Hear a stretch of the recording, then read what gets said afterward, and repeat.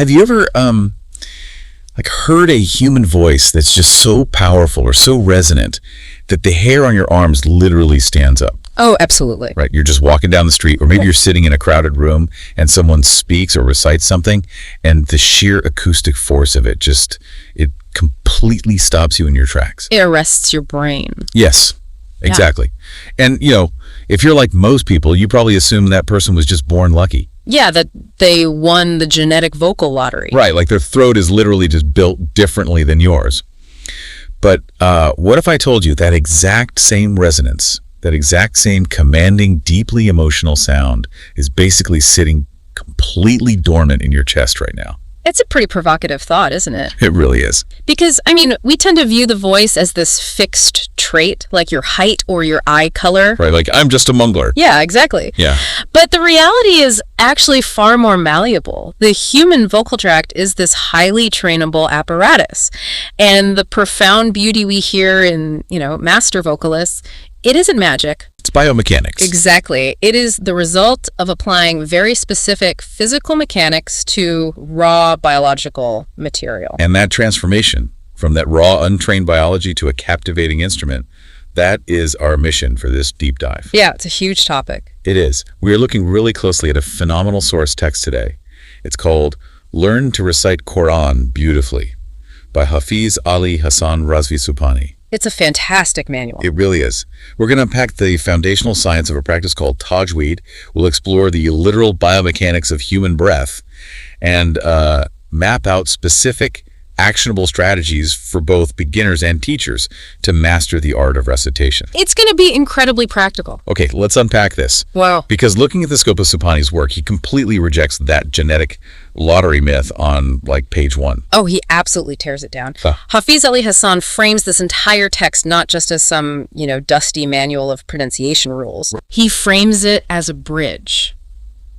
A bridge connecting the physical reality of your body, like the cartilage in your larynx, the expansion of your ribs, the placement of your tongue, to a deeply spiritual, emotional state. Which is fascinating. Yeah. He makes this really compelling argument that a beautiful recitation is a cultivated craft. It requires patience, obviously, but more importantly, it requires an actual understanding of how your body produces sound. Which is just such a massive relief. Because if you're listening to this and thinking, well, I have a terrible speaking voice, I mumble, I'm monotone, this text is basically handing you the architectural blueprints to renovate your entire vocal tract. That's a great way to put it. And looking at the structure of this source, we don't even start with the complicated Arabic letters or the ancient rules of pronunciation. We start with the fuel. We start with oxygen. Right. Because, without managing the air supply, the rest of the architecture just collapses entirely. It literally falls apart. It does. The text explains that breath control is the absolute non-negotiable foundation of any vocal performance, especially one as demanding as Quranic recitation. Right, because you're reading these long passages. Exactly. Think about the mechanics of speech. You are essentially taking a stream of pressurized air from your lungs, and you're chopping it up with your vocal cords, your tongue, your teeth. Chopping it up. I love that visual. Yeah, and if that stream of air is weak, or if it runs out prematurely, the sound you produce will be totally fractured. I imagine it's like trying to play a beautiful melody on a bagpipe, but you haven't bothered to actually fill the bag with air first. That is exactly what it sounds like. You just get this dying, wheezing noise. Right. And the source points out that when reciters lack breath control, they end up gasping mid-sentence. Oh, I've heard that. And in the context of a sacred text, that gasp doesn't just ruin the musicality, it actually fractures the semantic meaning. Right, you're breaking a thought in half. You end up slicing a concept in two just because your lungs panicked. Wow. Okay, so exactly how do we fix that panic?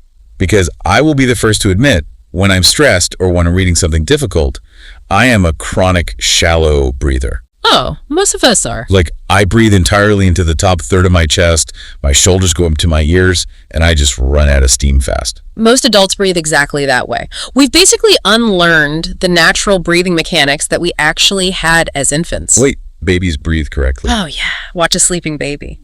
Their belly rises and falls, not their chest. The author provides a very specific physiological intervention for this. It's a daily routine centered entirely on diaphragmatic breathing. Okay, diaphragmatic. Right, so this isn't your upper chest heaving up and down. The diaphragm is this large parachute-shaped muscle sitting right below your lungs. Okay, I'm visualizing that. When it contracts, it pulls down, and that creates a vacuum that draws air deep down into the lower lobes of your lungs. Oh, okay. But to accommodate that downward pull, your stomach physically has to expand outward. Okay, so if our listeners put a hand on their stomach right now and take a deep breath, the hand should be pushed outward. Yes. And the shoulders shouldn't be rising at all. The shoulders should remain completely still. If your shoulders are moving, you're doing it wrong. Good to know. The text outlines this fundamental 5-minute daily drill to retrain this muscle memory.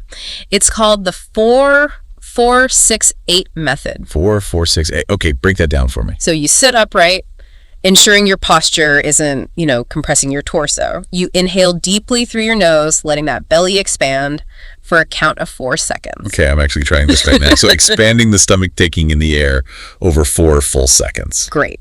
Now you hold that breath for another 4 seconds, and this is a crucial detail, the text is very specific about this, it's about how you hold it. Wait, there's a wrong way to hold your breath? Yes. You do not clamp your throat shut. Oh. You don't create tension in your vocal cords to trap the air. You simply suspend the breathing muscles. You keep the rib cage expanded. Oh, wow.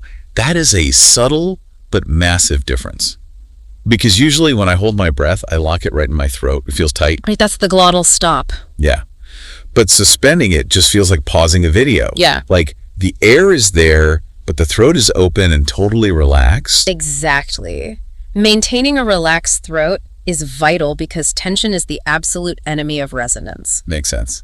So after that 4-second suspension, you exhale slowly and consistently from your mouth for a count of 6 to 8 seconds. Wow, pushing it out over 8 seconds requires so much more active control than just letting it all collapse at once. It really does. You have to meter out the flow. You're turning air from a reflexive survival mechanism into like a managed resource. That's a perfect way to summarize it. The text recommends completing 10 cycles of this every day. 10 cycles. Yeah. Over time, this physically stretches the intercostal muscles between your ribs and actually increases your functional lung capacity. Which is the goal. You're building the stamina required to navigate a long, emotionally complex verse without your brain sending those panic signals about oxygen deprivation. It's pure physical conditioning. Yeah. But the text actually scales this up for people who want to really push their limits, right? Yeah, the advanced drills. Yeah, these advanced drills sounded almost athletic to me. Like the breath hold and release drill really stood out. The objective is to inhale deeply and then recite the entire opening chapter of the Quran Surah Al-Fatiha in one single, continuous outward breath. It is a remarkable stress test for the lungs. I can imagine. Surah Al-Fatiha has 7 verses. Most beginners might make it through 2 or 3 before they need to breathe. Right, they just run dry. By practicing the attempt to push through the entire chapter on a single breath, you force your body to discover these incredible efficiencies. Efficiencies? Like what? You learn exactly how little air you actually need to produce sound. You stop over-exhaling on your consonants, for instance. Oh, so you stop wasting fuel. That makes total sense. And then there's the breath walking drill, which honestly sounds like something an Olympic biathlete would do to lower their heart rate while shooting. It's very similar to sports training, actually. So how does that one work? The mechanics are pretty straightforward. You walk at a steady, slow pace while reading aloud, but you intentionally anchor the syllables you are pronouncing to the physical footfalls of your stride. Okay, so timing the voice with the steps. Right. So you might inhale for 2 steps and then recite for 4 steps. Wow. So by tying the voice to a large gross motor movement like walking, you're basically forcing a biological rhythm. Exactly. You literally cannot rush the recitation without also breaking into a jog. It physically enforces the pacing. It completely grounds you. Okay, so we've built the fuel tank, the diaphragm is strong, the air is budgeted. But before we actually start applying the heavy architectural rules of pronunciation, the source material introduces a mandatory 3 to 5 minute vocal warm-up. Yes, highly recommended. And here's where I want to push back a little bit, or at least play devil's advocate for a moment. Sure, go ahead. So the warm-up includes things like soft humming, lightly reciting the word Bismillah across various pitches, stretching out the vowel sounds of Allah Akbar, and doing lip trills. Right. Which is basically buzzing your lips together like a horse. That's the one. Now, I understand doing this if you are like a Broadway singer preparing to hit a high C over a live orchestra. But for reciting a text, for speech, does buzzing your lips actually alter the acoustic reality of the sound? Or is this just a psychological ritual to make the reciter feel in the zone? It is deeply rooted in acoustic physics and histology, not psychology at all. Really? Okay, explain the physics to me. Let's look at what is physically happening inside your neck. Your vocal folds are these tiny bands of muscular tissue, and they're covered in this really delicate mucosal membrane. Okay. When you wake up, or when you've been sitting silently working at a laptop for 6 hours, the blood flow to that area is minimal. Because you aren't using them? Right. The mucosal layer gets thick and sluggish. The surrounding muscles in the larynx are physically stiff. So your instrument is literally cold and rigid. Cold, rigid, and highly prone to injury.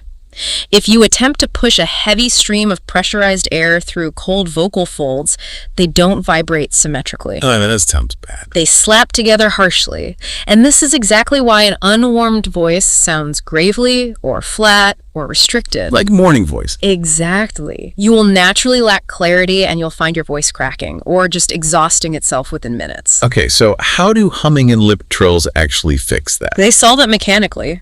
When you do a lip trill, you are restricting the air that's escaping your mouth. Right, because your lips are closed and buzzing. This creates what vocal scientists call back pressure. Back pressure. Yeah, the air bounces back down the vocal tract and acts like an invisible cushion sitting on top of the vocal folds. It softens their impact as they vibrate against each other. Oh, that is fascinating. The back pressure acts like a shock absorber for the vocal cords. Precisely. It allows them to stretch and vibrate without slamming into each other. That makes so much sense. What about the humming? Furthermore, the gentle vibration of humming acts as a physical massage. It rapidly increases capillary blood flow to those laryngeal muscles. Warming them up. Yes, warming up the tissue, thinning out the mucus, and increasing the elasticity of the folds. Okay, so it really is just like stretching before a run. It's exactly like that. This physical readiness allows you to access what the author identifies as your warm, middle-low pitch. Okay. It prevents the reciter from unconsciously forcing their voice into this unnaturally tight, high register just to achieve volume. Which people do all the time when they're nervous. All the time. Warming up unlocks this rich, resonant basement in your voice that simply does not physically exist when the tissue is cold. Okay, you convince me. The science completely validates the buzz. It really does. So we have the engine fueled, the muscles are flooded with blood and ready to stretch. Now we need the tracks for this train to run on. And in the context of this text, that structural framework is called Tajweed. Yes, Tajweed is the absolute core of this entire discipline. So what does that actually mean? Linguistically, the word comes from an Arabic root meaning to beautify, to improve, or to make something excellent. Okay. But practically speaking, it is an exhaustive, incredibly precise science of acoustic geometry. Acoustic geometry. Let's make that tangible for the listener, because the text talks heavily about Makharij. Yes, Makharij. Which translates to the exit points of the letters. It's essentially a physical map of the mouth, the throat, and the nasal cavity. It maps the exact physiological origin of every single phone in the Arabic language. Give me an example of how that works. Let's do a simple physical exercise. Say the English letter P. P. Pay attention to what your body just did. The sound was created entirely by your two lips pressing together and releasing a burst of air. The lips are the Makharij for the letter P. Now say the letter K. K. Notice the difference. Yeah, the lips do absolutely nothing for the K. The very back of my tongue rises up and strikes the roof of my mouth. The soft palate, exactly. Tajweed categorizes every single Arabic letter with that level of anatomical precision. Wow. Does the tip of the tongue touch the back of the upper front teeth? Does the middle of the tongue raise toward the hard palate? Is the sound originating from the deepest part of the throat, down near the epiglottis, or the middle of the throat? It's so mapped out. And along with the exit points, Tajweed also governs the sifat. Sifat. What are those? Those are the characteristics of the sound. So, is the letter meant to be whispered with lots of breath, or is it solid and explosive? Is it heavy and echoing, or is it light and sharp? And the text draws a massive line in the sand regarding why this level of micromanagement actually matters. No, it's critical. Because this isn't just about having a posh accent, right? It's about preserving the literal semantic integrity of the message. The author divides pronunciation errors into two strict categories: lawn coffee and Lanjali. A critical distinction for any student to grasp. So long coffee translates to a hidden or minor mistake. Okay, minor. Like what? This might involve, say, holding a nasal hum for 1 second instead of 2 seconds, or maybe not blending two letters quite smoothly enough. Okay. These errors violate the rules of aesthetics and rhythm. They diminish the sheer beauty of the recitation, which is obviously disappointing, but the underlying meaning of the Arabic vocabulary remains intact. I see. It's like playing a song, but rushing the tempo slightly. It's still the same song, just played a little poorly. Exactly. But Lanjali, a clear or major mistake, is an entirely different beast. Right, the major mistake. A Lanjali is an error in the core exit point or characteristic of a letter that actually alters the definition of the word being spoken. Oh, wow. You are no longer saying the word you intended to say. The author provides a famous and frankly kind of alarming example of this. Let's hear it. The Arabic word for heart is qalb. It starts with the letter qaf. And reading the mechanics of the letter kaf, that is a heavy letter, right? The very back root of the tongue has to elevate and strike the fleshy part of the upper palate. It creates this deep, resonant, slightly hollow sound. Qalb. Spot on. However, if a reciter is lazy with their tongue placement and instead they strike the hard palate further forward in the mouth, they end up producing the letter kaf, which is a lighter, sharper sound. Okay, so shifting the tongue forward just a few millimeters. Exactly. And if you swap that heavy kaf for the light kaf, the word qalb becomes qalb. And what does qalb mean? You have just changed the word heart to the word dog. Oh my goodness. Yeah. Transforming a verse about the purification of the heart into a verse about a dog completely annihilates the theology of the text. It entirely changes the reality of what you're saying. That instantly elevates Tajweed from an optional aesthetic layer to the fundamental load-bearing architecture of the recitation. Precisely. You cannot build a beautiful house if the foundation is made of sand. Wow. Which is why the author mandates that beginners master 5 essential architectural rules. These rules govern how letters interact with each other when they meet in a sentence. Yes, the interactions are where the magic happens. Let's break these down, not just as a list, but really looking at the physical biomechanics of what the mouth is actually doing. Yeah. The first major rule is ikfa. Right. Ikfa translates to hiding or concealment. Hiding. Yes. This rule comes into play frequently when you have an N sound, the letter noon. Okay. Normally, to say an N, the tip of your tongue firmly strikes the ridge right behind your top teeth. Try saying the word 10. 10. Yeah, my tongue hits the roof and stops the airflow of breath. Exactly. But in Tajweed, when that N meets certain subsequent letters, you are instructed to hide it. How do you physically hide a consonant? How does that work? By preventing the tongue from making contact. As you approach the N sound, you hover the tip of your tongue just millimeters away from the roof of your mouth, but you never actually touch it. That sounds really tricky. Simultaneously, you route the vibrating air up into your nasal cavity. So instead of a hard, sudden consonant stop, you create this suspended, hovering, slightly nasal hum that lasts for 2 beats before smoothly transitioning into the next letter. Wow. It softens the entire texture of the phrase. The tongue hovers.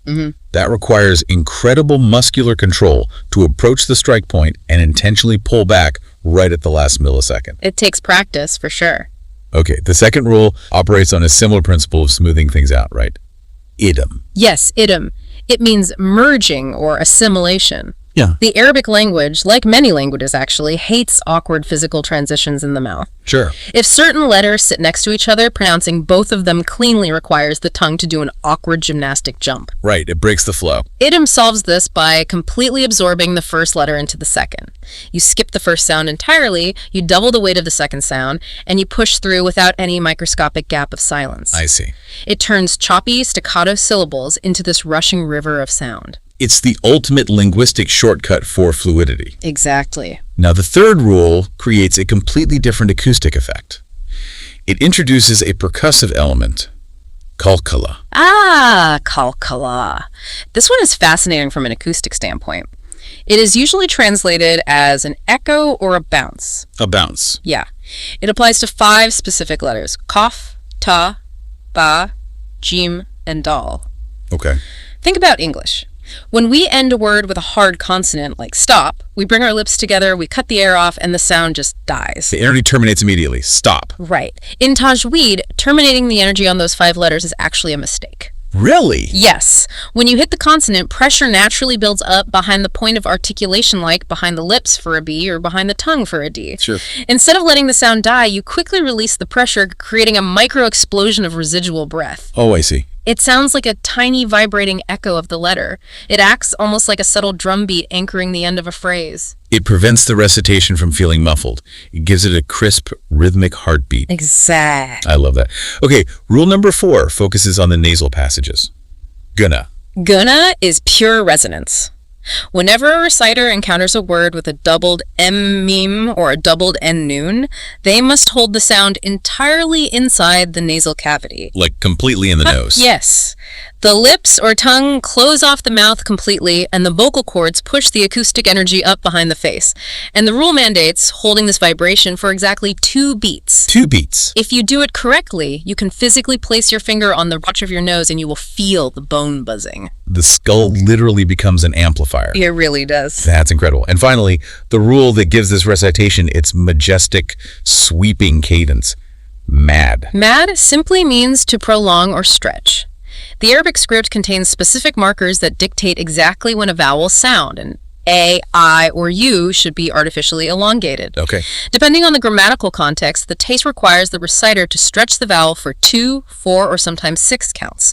6 counts.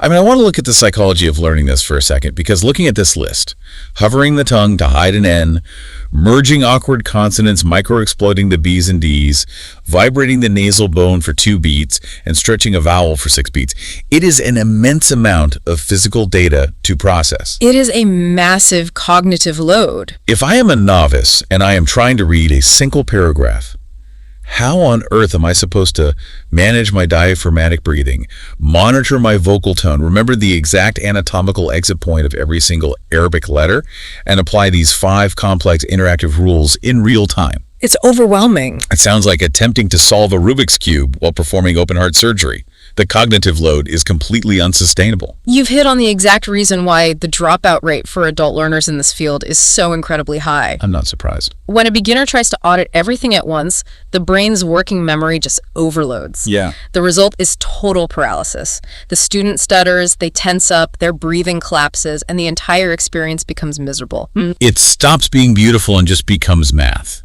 Right.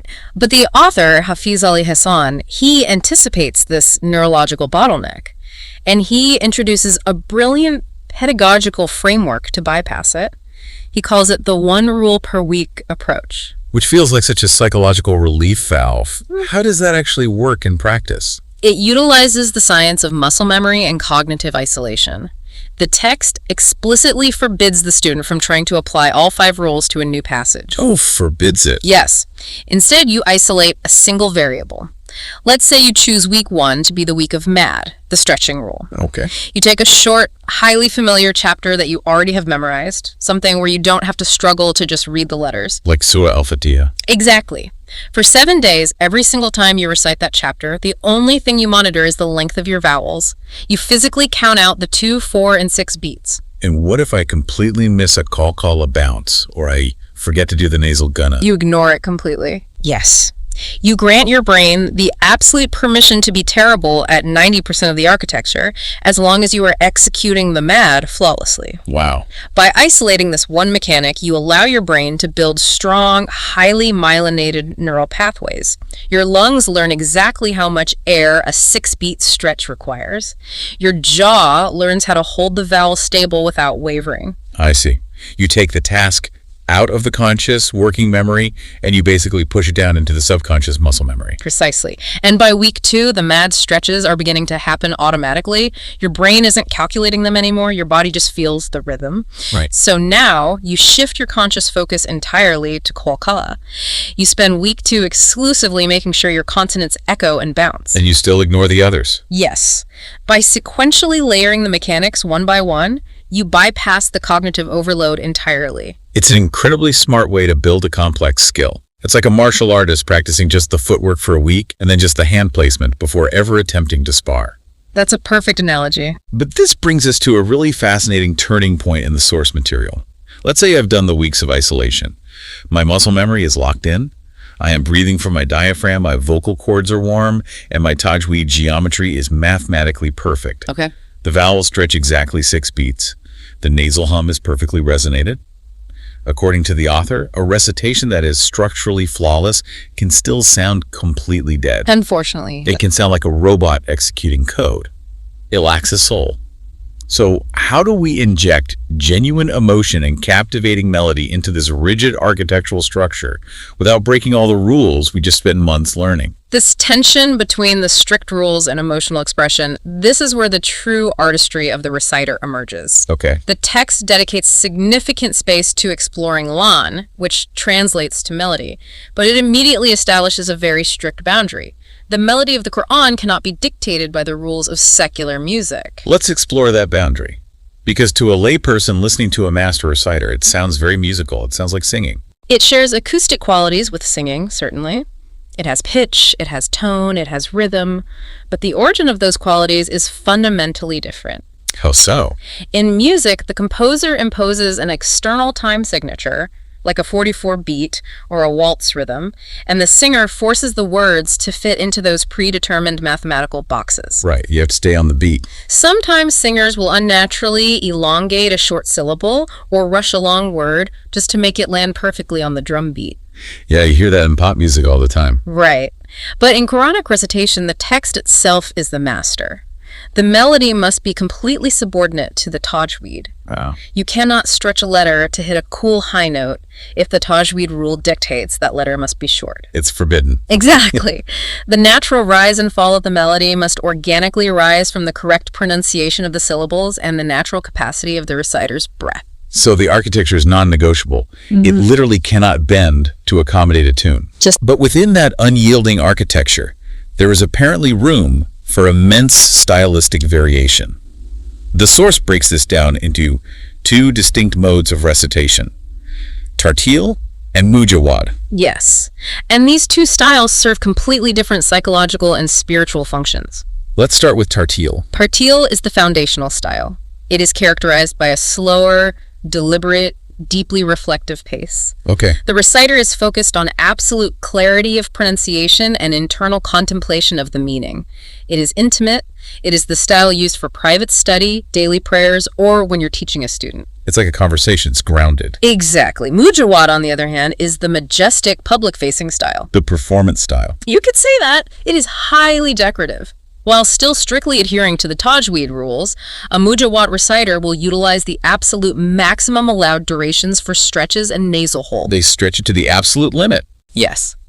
They will explore the extreme upper and lower registers of their vocal range. It is designed to be projected over large crowds, intended to emotionally move the listener and demonstrate the awe-inspiring linguistic beauty of the text. So if a learner wants to transition from reading like a robot to actually finding their melodic voice, whether that's tartil or mujawad, how do they even begin? Most people don't even know what their voice is capable of. That's true. The author introduces a specific exercise to solve this, which I found deeply practical, the ayah echo drill. The ayah echo drill is fantastic. It's basically an exercise in acoustic self-discovery. We all suffer from what vocal coaches call pitch lock. Pitch lock. Yeah. In our daily lives, we speak in a very narrow, monotonous band of frequencies. We rarely use the top 30% or the bottom 30% of our actual vocal capacity. Unless we're like screaming at a sports game or whispering. Exactly. The ayah echo drill forces you to break out of that narrow band. Okay, so how do you do it? You take a single short verse in ayah, and you commit to reciting it 3 times in succession, employing 3 radically different tonal profiles. Walk me through the 3 echoes. The first recitation is your baseline. You read it completely neutral, flat, monotone. Your only goal is to hit the Tajweed rules correctly without injecting any emotion whatsoever. Like reading a grocery list. Exactly like that. The second time you read the exact same verse, you intentionally force your voice into its lowest, softest, most comforting register. Okay. You reduce the volume, you add a bit more breath to the tone, and you try to make the sound physically feel warm in your chest. You're exploring the basement. Right. Finally, the third echo.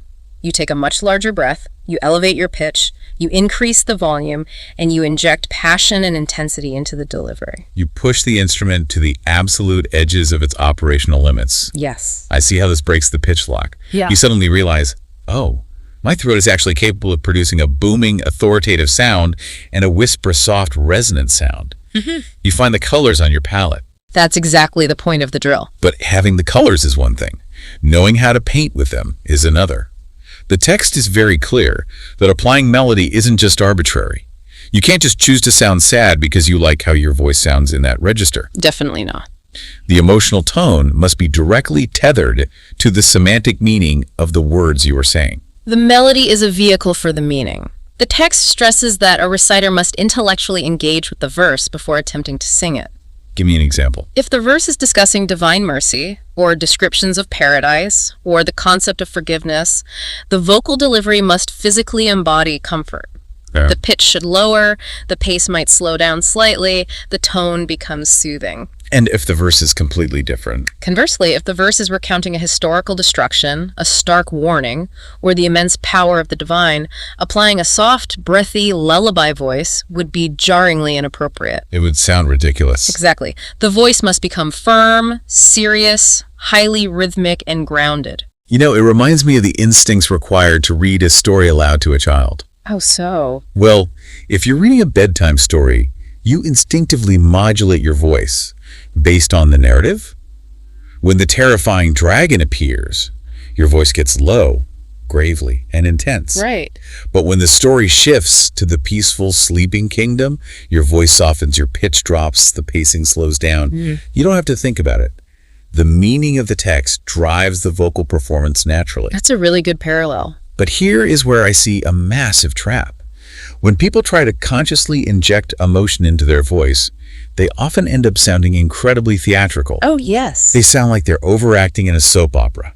They manufacture this slight tremor in their voice to sound like they are crying. It's very common. How does the author suggest navigating this line between genuine emotional resonance and just sheer performative acting? The author provides a really profound grounding rule to protect against that theatricality. The rule is simply this: don't fake emotion, build it. Build it. Through internal reflection, the text argues that the physical voice is intimately connected to the autonomic nervous system. Okay, getting into the biology again. Yes.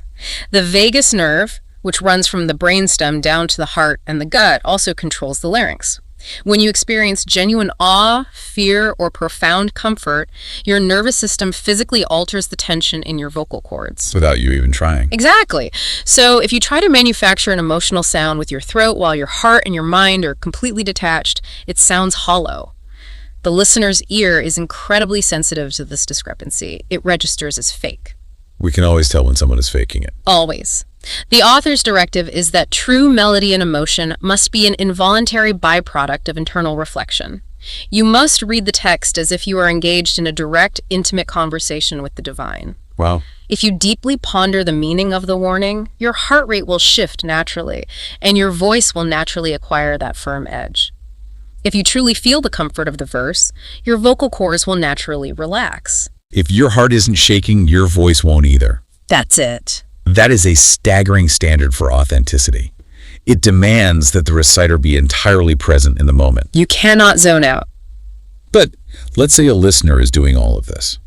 They have the diaphragmatic breath, the vocal cords are warm, the Tajweed is isolated and practiced. They understand the meaning, and they feel the genuine emotional weight of the text. They've done the work. Even with all of those boxes checked, the source material warns that every single human being has a massive, unavoidable physiological blind spot. We do. We literally cannot trust our own ears. Which brings us to the necessity of the mirror. We simply do not hear ourselves the way the world hears us. It is a biological impossibility. Because of bone conduction, right? Yes, bone conduction. Let's explain the physics of this, because I feel like it's the root of so much frustration for beginners. When I speak, the sound waves travel out of my mouth, they bounce off the walls, and eventually enter my ear canal. That's air conduction. Sure. But simultaneously, the physical vibration of my vocal cords is traveling directly up through the bones of my neck and my skull, bypassing the air entirely and vibrating my inner ear directly. And because bone is far denser than air, it transmits low-frequency bass sounds much more efficiently. Therefore, the voice you hear inside your own head is artificially enriched. It sounds deeper, warmer, and far more resonant than it actually is. So we're all walking around thinking we sound like radio DJs. Pretty much. And when you hear a recording of yourself played back through a speaker, where you're relying entirely on air conduction, you are suddenly stripped of that internal bass boost. To you, your voice sounds thin, nasal, high-pitched, and completely unfamiliar. It is the universal cringe moment everyone experiences when they hear their own voicemail greeting. Exactly. But the author insists that leaning into this discomfort is the only way to progress. Daily recording is not an option. It is a mandatory mirror for your voice. Because it reveals everything. It reveals the flat tones, the choppy breaths, and the Tajweed errors that your brain just smoothed over in the moment. So how do we build this mirror? Because the text is very practical here. It doesn't demand that you rent out a multi-million-dollar recording studio. No, the barrier to entry is virtually zero. You have a highly sensitive microphone sitting in your pocket right now, your smartphone. Right. However, the author provides vital instructions on how to use it properly for acoustic analysis. You cannot hold the phone directly in front of your lips. Why not? Because the explosive bursts of air from consonants like your P's and B's will slam into the microphone diaphragm. It creates these harsh, distorted popping sounds known as plosives. Oh yeah, it ruins the recording. It makes it useless for auditing your tone. The text recommends placing the phone on a stable surface, roughly 6 to 8 inches away from your mouth, slightly off-axis. Off-axis meaning just to the side. Yes, so the airstream doesn't hit it directly. Furthermore, you have to control your acoustic environment.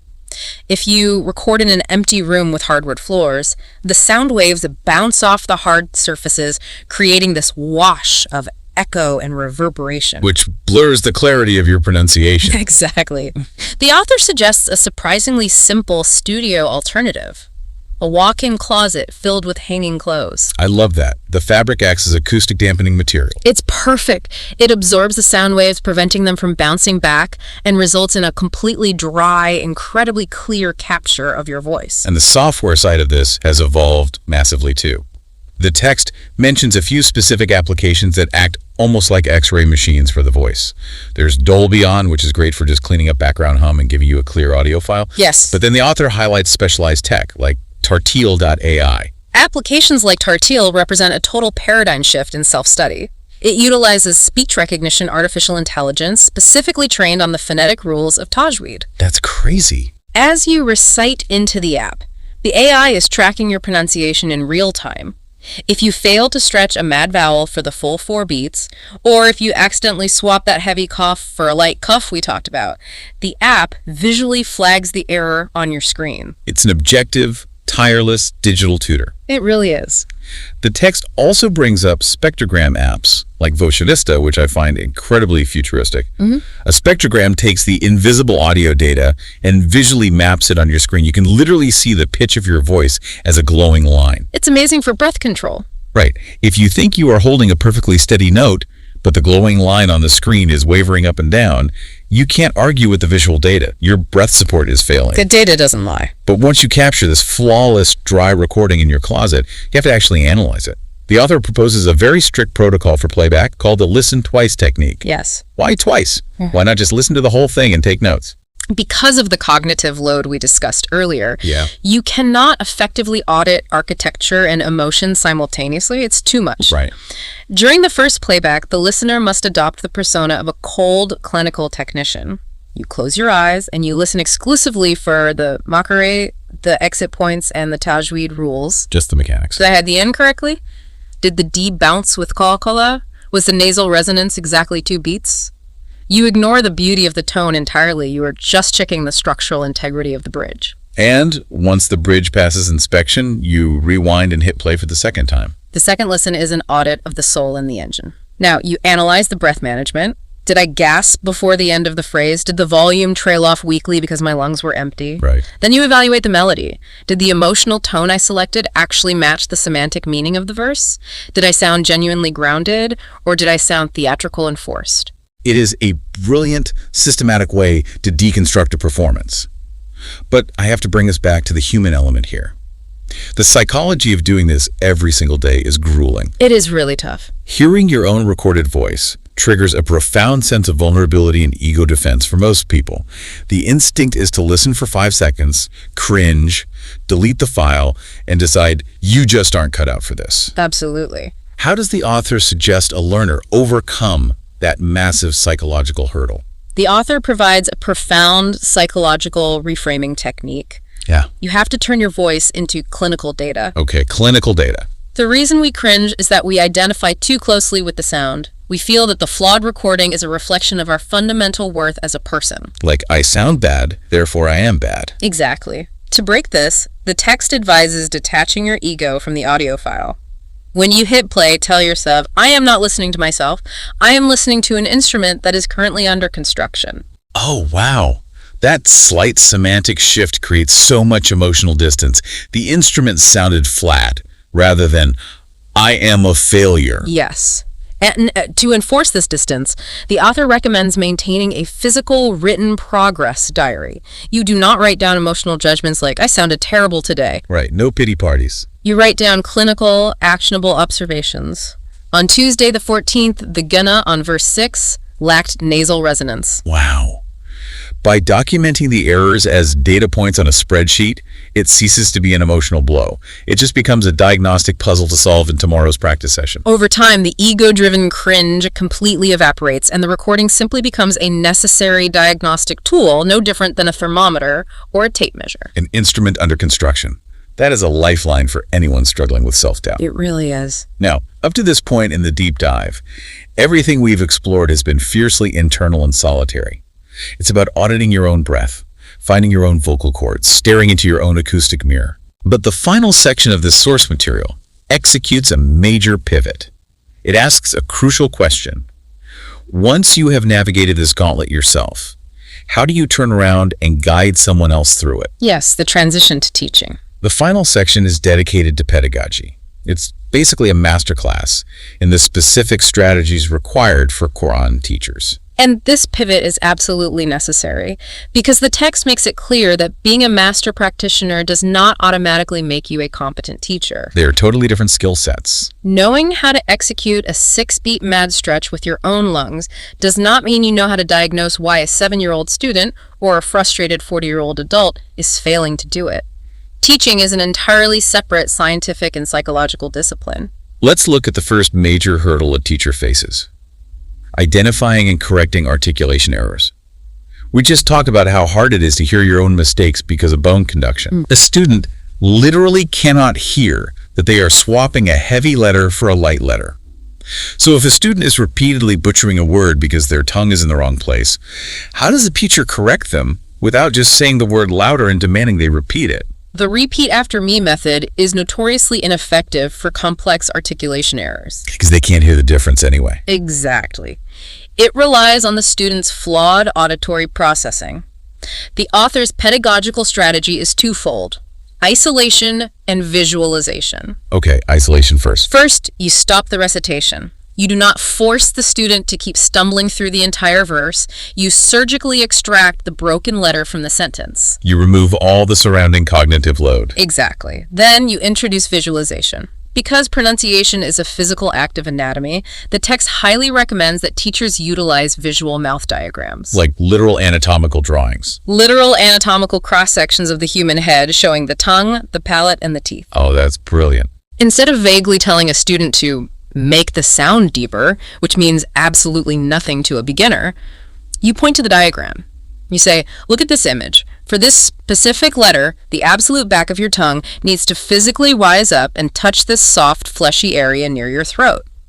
Right now, you are using the front of your tongue. Let's practice lifting the back of the tongue in silence before we even add breath. You give them a physical, kinesthetic target to hit. Yes. It transforms a frustrating acoustic mystery into a solvable mechanical task. It empowers the student. But even with diagrams, correcting someone's pronunciation over and over again can be incredibly demoralizing. The student is constantly being told they are wrong. It can be crushing. The text dedicates a lot of ink to the art of providing gentle, constructive feedback. How does a teacher manage to constantly correct a student without breaking their spirit and making them hate the process? The key is shifting the dynamic from a dictatorship to a partnership. If the teacher acts solely as a judge, dispensing verdicts of wrong or right, the student's anxiety spikes. And when anxiety spikes, their throat physically tightens up, ruining their resonance entirely. Right. Tension is the enemy. The author suggests a brilliant collaborative tool, the joint progress tracker. After a student attempts a difficult drill, the teacher does not immediately give their critique. Oh, interesting. Instead, the teacher asks the student to self-score their own performance first. Oh, that is incredibly powerful. It forces the student to activate their own internal mirror. You ask them, what did you hear? Did you feel the bounce on that consonant? Precisely. The student might say, well, I think I lost my breath at the end and my nasal hum was too short. The teacher then provides their score alongside the student's. And they usually match up. Usually they align. And this validates the student's growing auditory awareness. It changes the conversation from, you failed to do this, to, we both agree the breath was short, let's work on a diaphragmatic drill to fix our air supply. It removes the sting of external judgment. It's collaborative problem solving instead of a lecture. But let's be honest, even with the best diagrams and the most supportive feedback loops, progress in Tajweed is agonizingly slow. Oh, it takes a long time. Building new neural pathways and fundamentally altering how your tongue behaves takes months, sometimes years. How does a teacher keep a student motivated when they hit that inevitable plateau? It's a huge challenge. When they have been practicing the same chapter for 4 weeks and they still can't get the heavy letters right, the text leans heavily on both theology and history to solve this motivation crisis. Yes, the theological reframing is profound. In many secular disciplines, struggling is viewed purely as a lack of talent or a failure to achieve the goal. Right, if you struggle, you're just bad at it. But the author introduces a famous hadith, a foundational saying of the Prophet Muhammad that completely upends this paradigm. What did it say? The hadith states that a person who is highly proficient and fluent with the Quran is in the company of the noble angels. However, the person who stumbles, who finds it difficult, and who struggles physically to recite the words receives double the reward. Double the reward for the struggle. Yes. Think about how that rewires a student's brain. The frustration, the stuttering, the repeated failures, they aren't signs that you should quit. Every single agonizing attempt is actively accumulating spiritual value. The struggle itself is sacred. It immediately diffuses the shame of being a beginner. And to compound that motivation, the text advises teachers to share the historical reality of the master reciters, the legendary Quora. This is so important. When a student listens to a recording of a global icon like Sheikh al-Manshawi or Sheikh Mashari Rashid al-Fasi, they just assume these men were born with divine vocal cords. Back to the genetic lottery myth. Exactly. The teacher's job is to humanize the masters.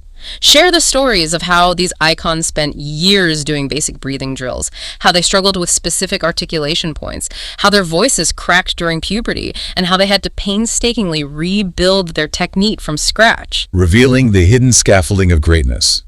If the master had to grind through the exact same mundane exercises I'm doing right now, then my current frustration is just part of the required path. It's normal. Exactly. It normalizes the plateau. Okay, so the student is spiritually motivated, they understand the history, they aren't ashamed of failing. But we still face a purely logistical problem. The physical drills required to build this muscle memory are inherently incredibly repetitive. Very repetitive. Sitting in a chair holding a vowel sound for 6 beats over and over is boring. How does a teacher prevent a student, especially a younger student, from completely zoning out and losing focus during a long session?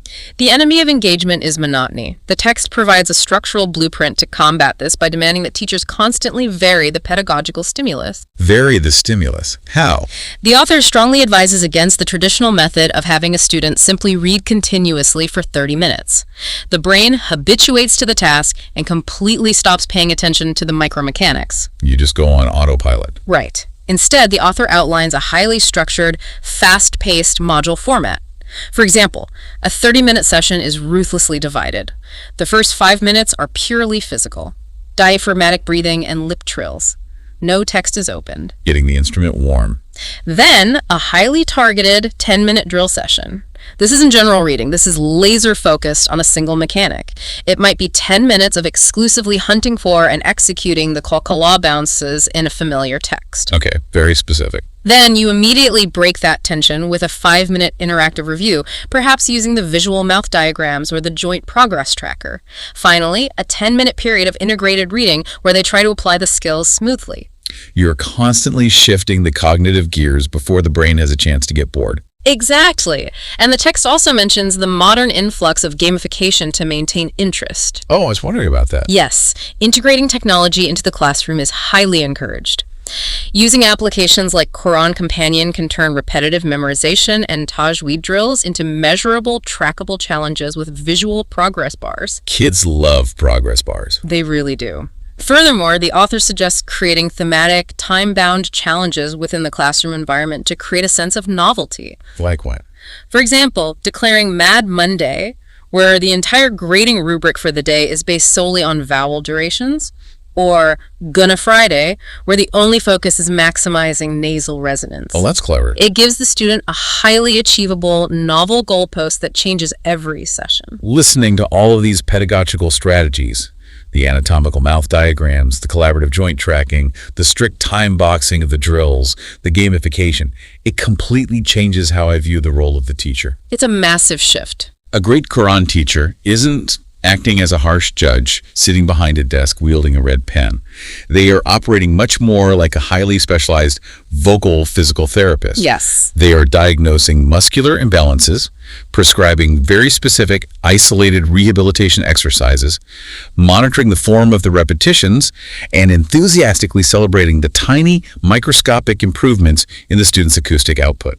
That is an exceptionally accurate summation of the author's intent.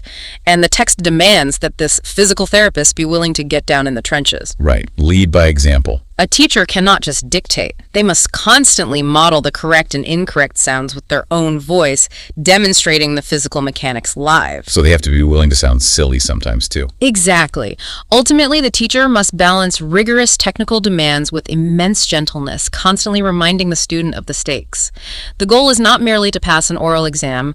The goal is to carefully, patiently construct a human vessel capable of preserving and transmitting a divine, ancient legacy. That is a heavy burden, and it requires a teacher who leads with love, patience, and profound technical expertise. We have truly journeyed from the microscopic to the majestic today. Let's pull back and look at the massive terrain we've covered in this source text. It's been a lot of ground. It really has. We started by tearing down the myth of the genetic lottery, recognizing the voice as a trainable instrument. We built the engine, learning how to manipulate the diaphragm to turn panicked gasps into a managed, sustained resource of air. We warmed up the literal tissues of the throat with lip trills and humming. We set the foundation. Then we laid down the tracks. We explored the rigorous anatomical geometry of Tajweed, the precise exit points of the consonants, the hovering tongue of Ikfa, the micro-explosions of Qalqala, the nasal buzzing of Gunna. And we learned how to survive learning those rules by utilizing the 1 rule per week cognitive isolation strategy. Which is such a lifesaver. We then explored how to breathe life into that architecture. We examined the difference between external musical rhythm and the organic, text-driven melody of lawn. We utilized the Aya echo drill to break our pitch lock and find our vocal range. And crucially, we learned that true emotion cannot be faked. It must be built through genuine internal reflection, allowing the nervous system to naturally alter the voice. We confronted the deceptive nature of bone conduction and built an objective mirror using closet acoustics, microphones, and AI software. We learned to clinically analyze our voices as instruments under construction through the listen twice technique. Detaching the ego. Exactly. And finally, we transitioned to the guide. We mapped out how teachers can use visual diagrams, joint feedback loops, the theology of struggle, and gamified routines to patiently build up the next generation of reciters without breaking their spirits. It is an incredibly multifaceted, lifelong discipline. So what does this all mean for you? Whether you are a complete novice who just realized they've been breathing into their shoulders for the last decade, or an experienced teacher looking for a new way to motivate a frustrated student, this text provides a roadmap. It really does. It proves that a beautiful, resonant, emotionally captivating voice is a structure you build. You build it breath by breath, rule by rule, repetition by repetition. The potential for that breathtaking sound is already sitting inside your chest. You just have to do the physical work to unlock it. It is a remarkable journey of self-discovery. And as we conclude our deep dive today, I want to leave you with one final, slightly provocative thought to mull over. Oh, I love these. Let's hear it. It builds on this entire concept of your body as an acoustic instrument. We have spent this entire hour analyzing how you produce the sound. We've looked at your lungs, the tension in your vocal folds, the exact placement of your tongue on your palate, and the resonance in your nasal bones. Right, all the internal biomechanics. We have viewed the instrument as entirely contained within the boundaries of your skin. Right. But sound doesn't stay inside your skin. It immediately interacts with the physical world. Think about how the space around you fundamentally alters the instrument. What do you mean? If your voice is the sound source, the physical room you choose to practice in is the final resonance chamber. Oh. Consider the acoustic reality. How might the bright, echoing, high-frequency reflections of a tiled bathroom literally train your ear to expect a different level of resonance than the heavy, dampening, silent absorption of a carpeted, curtained bedroom? Wow, that's true.